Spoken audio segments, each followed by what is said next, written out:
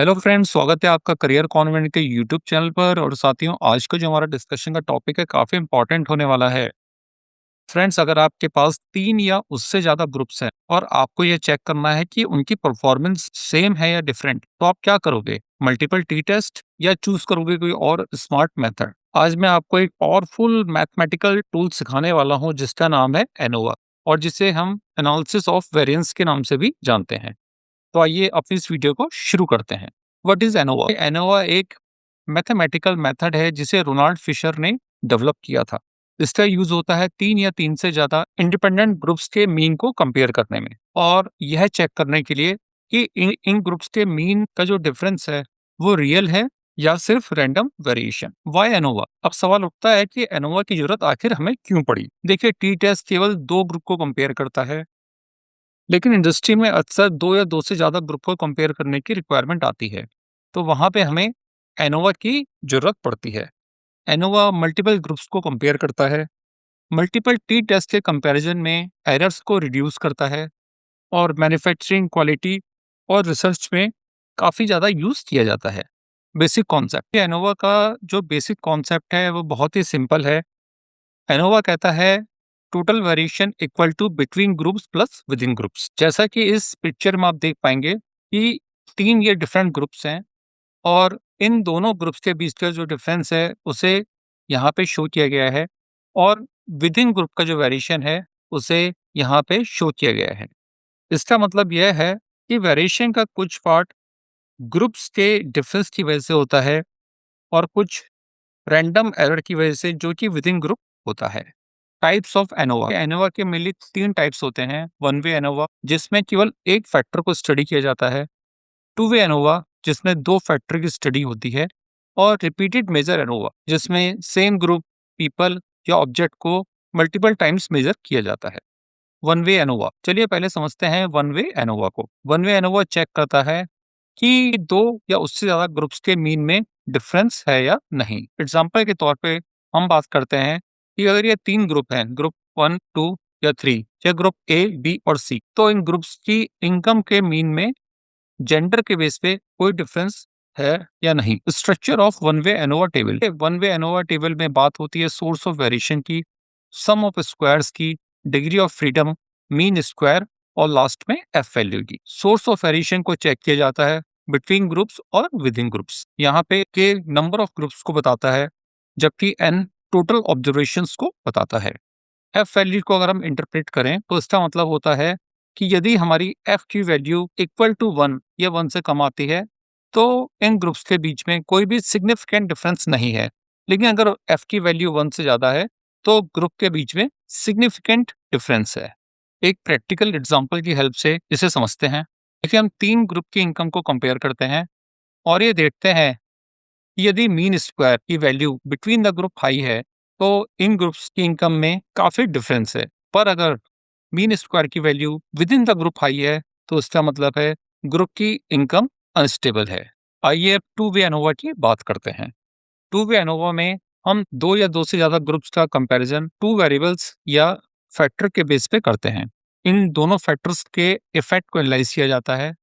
जैसा कि इस एग्जांपल में हम देखते हैं कि अगर हमारे पास अगर 3 ग्रुप हैं, तो इन 3 ग्रुप को हम कंपेयर करेंगे 2 फैक्टर के बेस पे, जिसमें पहला फैक्टर जेंडर होगा, और जो दूसरा फैक्टर होगा वो हाईएस्ट लेवल ऑफ एजुकेशन होगा। इसका मतलब यह है कि हम यहाँ पे बात कर रहे हैं कि इन ग्रुप की जो इनकम है वो जेंडर के बेसिस पे और उनकी एजुकेशन के बेसिस पे क्या होगी। Structure of two way ANOVA table, देखिए टू वे एनोवा टेबल कुछ इस तरह से बनती है, जहाँ पे again source of variation, sum of square, degree of freedom, mean square और एफ वैल्यू की बात होती है। यहाँ पे फैक्टर ए, फैक्टर बी, उनका इंटरेक्शन और एरर की बात की जाती है। जैसा कि हमने पिछली स्लाइड में देखा था, फैक्टर ए यहाँ पे उस ग्रुप में जो लोग हैं उनका जेंडर है, जबकि फैक्टर बी उनकी हायर लेवल ऑफ एजुकेशन को दिखाता है। इंटरेक्शन में इन दोनों फैक्टर के इंटरेक्शन से होने वाले रिजल्टेंट को चेक किया जाता है। देखिए, इस टेबल में ए का मीनिंग है number of levels in factor A, B का मतलब होगा number of levels in factor B, और एन का मतलब होगा टोटल ऑब्जर्वेशंस। एफ वैल्यू का इंटरप्रिटेशन बिल्कुल वैसे ही होगा जैसे हमने पिछली स्लाइड में देखा था। यदि एफ की वैल्यू 1 या 1 से कम है, तो इन ग्रुप्स के बीच में कोई भी डिफरेंस नहीं होगा। लेकिन यदि f की वैल्यू 1 से ज़्यादा है, तो इन ग्रुप्स के बीच में सिग्निफिकेंट डिफरेंस माना जाएगा। अगर fa की वैल्यू 8 से ज़्यादा है, तो यह सिग्निफिकेंट है और इसका मतलब यह है कि फैक्टर a रिजल्ट्स को अफेक्ट करता है। सिमिलर वे में अगर fb की वैल्यू 1 से ज़्यादा है, तो इसका मीनिंग है कि फैक्टर b रिजल्ट्स को अफेक्ट करता है। और यदि FAB की वैल्यू 1 से ज़्यादा है, तो इसका मतलब यह है कि इन दोनों फैक्टर का इंटरेक्शन रिजल्ट को अफेक्ट करता है। क्योंकि इस एग्जांपल में फैक्टर हमने उन ग्रुप में जो लोग हैं उनके जेंडर को, फैक्टर भी उनकी एजुकेशन को माना है, तो यह माना जाएगा कि ग्रुप के लोगों का जेंडर उनकी इनकम को अफेक्ट करेगा यदि FA की वैल्यू 1 से ज़्यादा है। और यदि FB की वैल्यू 1 से ज़्यादा है, तो उनकी एजुकेशन उनके ग्रुप के इनकम को इफ़ेक्ट करेगी। और यदि FAB की वैल्यू 1 से ज़्यादा है, तो इन दोनों का इंटरेक्शन यानी कि जेंडर और उनकी एजुकेशन का लेवल दोनों ही उस ग्रुप के इनकम को अफ़ेक्ट करेगा। ये प्रैक्टिकल एग्ज़ाम्पल की हेल्प से समझते हैं। जैसे कि हमने पिछली स्लाइड में बोला कि हमारा फैक्टर जो A था वो जेंडर था और factor B highest level of education था। तो पॉसिबल जो आउटकम्स होंगे वो ये होंगे कि या तो उस ग्रुप की इनकम को केवल जेंडर अफेक्ट करेगा या हो सकता है खाली higher level of education affect करे। और जब हम इंटरेक्शन को देखेंगे तो यह भी पॉसिबल है कि यह दोनों ही उस ग्रुप की इनकम को अफेक्ट करें। जनरली दोनों फैक्टर का जो इंटरेक्शन होता है वो इस कैलकुलेशन में बहुत इंपॉर्टेंट रोल प्ले करता है।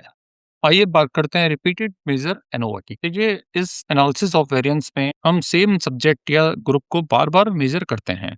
इस एग्जाम्पल में हमने सेम ग्रुप को 3 बार अलग-अलग टाइम इंटरवल पे मेजर किया है। तो आप मान सकते हैं कि ग्रुप एक ही है, लेकिन उनकी इनकम को डिफरेंट टाइम पे चेक किया गया है।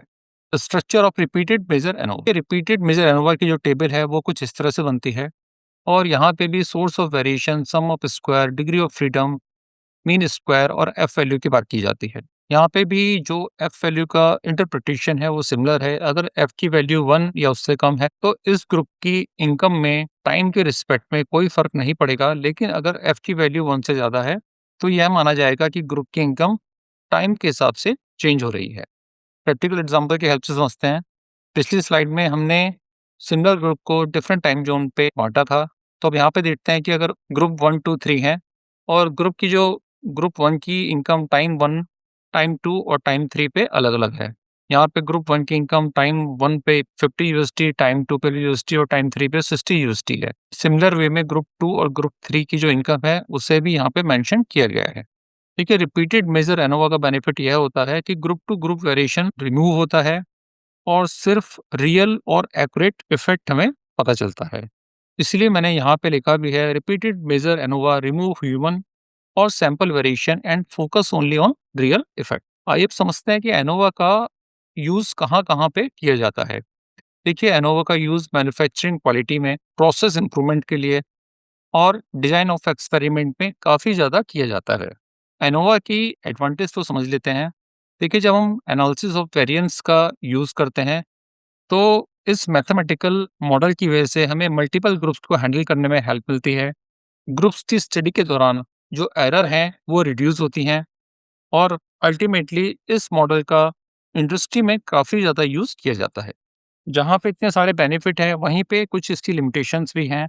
यह मैथमेटिकल मॉडल नॉर्मेलिटी एज्यूम करता है, आउटलियर्स से सेंसिटिव होता है और इसकी स्टडी के लिए इक्वल वेरिएंस की रिक्वायरमेंट होती है। आइए पूरी एनोवा को एक केस स्टडी की हेल्प से समझते हैं। एक कंपनी में 3 मशीनें हैं और यह मशीन्स मेटल शाफ्ट को प्रोड्यूस करती हैं। मशीनों को हमने ए, बी, सी नाम दिया है। इस मैन्युफैक्चरिंग कंपनी की क्वालिटी टीम को यह चेक करना है कि क्या इन मशीनों से प्रोड्यूस होने वाले शाफ्ट के डायमीटर में कोई डिफरेंस है या नहीं। तो उनका जो प्रॉब्लम स्टेटमेंट है वो यह है, is there a significant difference in output quality between these machines. Data collection team इन तीनों मशीनों से प्रोड्यूस होने वाले शाफ्ट के डायमीटर को चेक करती है और उसे इस टेबल में डालती है। तो यहाँ पे मशीन ए का आउटपुट दिया गया है, मशीन बी का और मशीन सी का आउटपुट यहाँ पे मेंशन किया गया है। टीम को चेक करना है कि क्या सभी मशीनें सेम डायमीटर प्रोड्यूस करती हैं, क्या कोई एक मशीन ऐसी है जो इन सब में डिफरेंट है। टीम यहाँ पे एक हाइपोथेसिस क्रिएट करती है। उनका नल हाइपोथेसिस है all machines means are equal, और जो अल्टरनेटिव हाइपोथेसिस है वो है at least one machine mean is different. Team अपनी इस प्रॉब्लम को सॉल्व करने के लिए analysis of variance mathematical model का यूज करती है और टोटल वेरिएशन को स्प्लिट करती है बिटवीन मशीन वेरिएशन और विद इन मशीन वेरिएशन में। बिटवीन मशीन वेरिएशन में मशीनों के बीच के डिफरेंस को आइडेंटिफाई किया जाएगा, और विद इन मशीन वेरिएशन में पर्टिकुलर मशीन से प्रोड्यूस होने वाले शाफ्ट के डायमीटर के रैंडम एरर को मेजर किया जाएगा। फाइनली जब वो कैलकुलेट करते हैं और फाइनल कैलकुलेशन में उन्हें एफ वैल्यू को फाइंड आउट करना है, जिसका फॉर्मूला होगा F equal to variation between groups और वेरिएशन विद इन ग्रुप्स। पूरी स्टडी के बाद जो की ऑब्जर्वेशन उन्हें मिलती है, मशीन बी की वैल्यू स्लाइटली हायर है, मशीन सी की वैल्यू लोअर है, और मशीन ए से प्रोड्यूस होने वाले शाफ्ट के डायमीटर की वैल्यू स्टेबल है। जब वो एफ वैल्यू को कैलकुलेट करते हैं तो पाते हैं कि एफ वैल्यू काफ़ी हाई है, और इस एफ वैल्यू को वो क्रिटिकल एफ वैल्यू से कंपेयर करते हैं। उनके इस कंपैरिजन में calculated value F critical value से ज़्यादा मिलती है। इस पूरी स्टडी को टीम कंक्लूड करती है और वो पाते हैं कि उनकी हाइपोथेसिस यहाँ पर रिजेक्ट होती है, जिसका मतलब है सभी मशीन्स सेम आउटपुट नहीं देती हैं। अब क्वेश्चन आता है कि कंपनी को क्या एक्शन लेने पड़े। कंपनी ने मशीन बी को चेक किया और मशीन बी पे टूल वेयर और कैलिब्रेशन के इश्यूज को रिजॉल्व किया। मशीन सी में अलाइनमेंट इश्यूज थे, उन इश्यूज को फाइंड आउट किया गया और उनको सॉल्व किया गया। क्योंकि मशीन ए सबसे बढ़िया आउटपुट देती थी तो मशीन ए को बेंचमार्क मशीन बनाया गया। फाइनल इंसाइट देखिए, इस पूरी स्टडी से हमें यह पता चलता है कि एनोवा हमारी हेल्प करता है यह समझने में कि जो वेरिएशन है वो रैंडम चांस की वजह से होता है या वो रियल प्रॉब्लम की वजह से होता है। यह इम्पॉर्टेंट है कि हम यह फाइंड आउट करने के लिए कि हमारे जो वेरिएशन है वो रियल है या रैंडम है, हम डेटा का यूज़ करें और डेटा ड्रिवन डिसीजन लें। तो फ्रेंड्स, आज की इस वीडियो में हमने एनालिसिस ऑफ वेरिएंस को बड़ी डिटेल में समझा है। मैं उम्मीद करता हूँ कि आज की ये वीडियो आपको काफ़ी इन्फॉर्मेटिव लगी होगी।